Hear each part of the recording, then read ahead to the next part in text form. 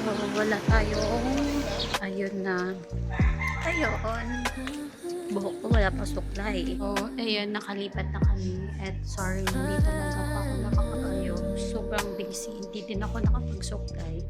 And ipakita ko lang sa inyo yung situation ko dito sa nilipatan namin. Ayun, hindi pa talaga na-arrange lahat. Kalat pa siya.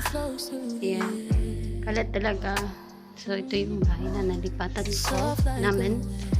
Ayan, hindi pa talaga kami. Ayan, grabe. Hindi pa siya arrange. Okay naman yung kusina namin so far. Ayan. Kulang lang to sa linis. At 2026, hinarap ko siya ng maraming pagsubok. So, sa year 2025, maraming blessings. Pero, alam ko lahat ng problema ay magiging blessing siya. Sabi nga ni Lord, yung problema ay isang blessing niya. So, kasi lahat naman ng problema ay may solusyon. Ayan.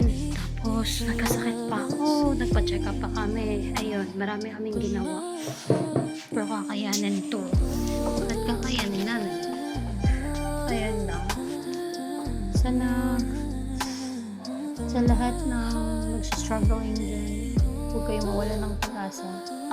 Alam ko na hindi forever ganito yung buhay natin. For sure na